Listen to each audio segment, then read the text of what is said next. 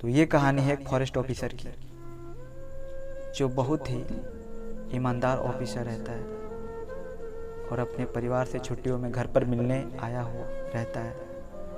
तो बस अपने घर में जैसे ही वो आया रहता है, खुशी का माहौल रहता है चारों तरफ, तुरंत अचानक ही उसका फ़ोन आ जाता है कि तुम्हें इसी वक्त इसी समय राजस्थान कोटला में आना पड़ेगा। और उसको तुरंत ही फौरन निकलना पड़ता है। और जैसे ही जाता है वो मन बहुत दुखी हो जाता है उसका। और जैसे ही दुखी होता है अचानक जाता है वहाँ पर, देखता है सुनसान रात रहता है और अचानक ही गाड़ी चलाते चलाते उसकी गाड़ी ख़राब हो जाती है। और जहाँ गाड़ी ख़राब होती है उसी के बगल में एक नदी रहती है और चांदनी रात नदी किनारे जाकर बैठता है।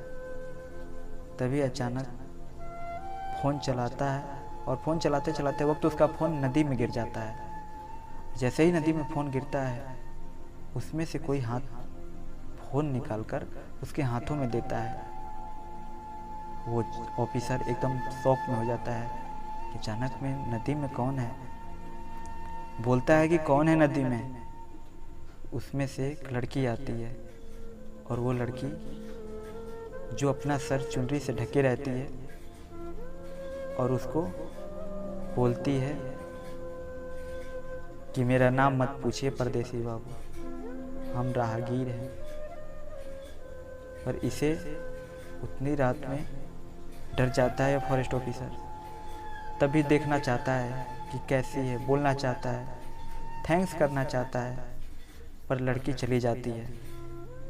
और लड़की जैसे ही जाती है ये उसका पीछा करता है और उसकी थोड़ी बहुत नज़र यानी आँख से नज़र आती है। और जैसे ही आँख नज़र आती है तब तक ये देखता है कि वो कहीं दूर जाकर वो लड़की गायब हो जाती है। अगली सुबह जब ये अपने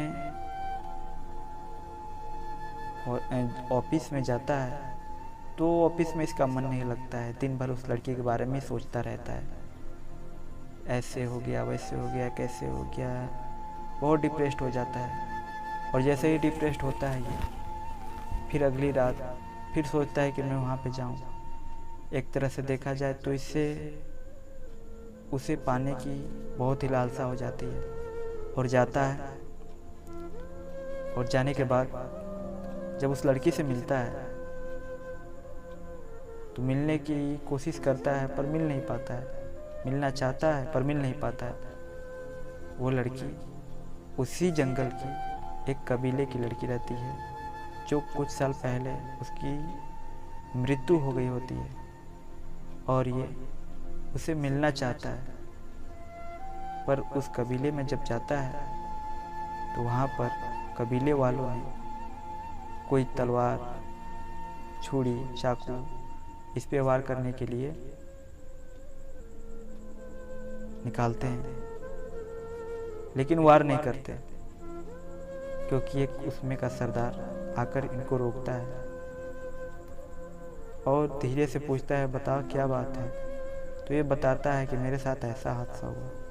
तो बोला कि वो बड़े सरदार की लड़की थी, कुछ साल पहले किसी को उससे मोहब्बत हो गई और मोहब्बत का सिलसिला कि वो गर्भावस्था में चली गई और वो लड़का उसे छोड़ के चला गया।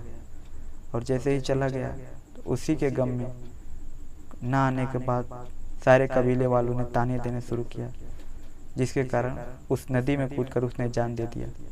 तब से वो ऐसा माना जाता है कि इसी जंगल में चारों तरफ भटकती रहती है और निहारती रहती है, पर पता नहीं कब कहाँ से आ जाए। उसी की साया गुजरती है बाबू। तो उस परदेसी बाबू को बहुत ही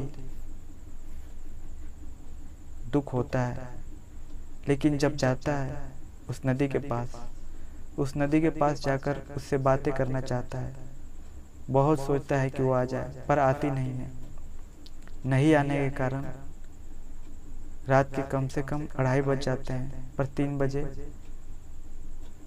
3 जैसे ही बजता है उसे कुछ सनसनाहट की आवाज़ आती है, और जैसे ही आवाज़ आती है उसे मालूम चल जाता है कि कोई आ रहा है।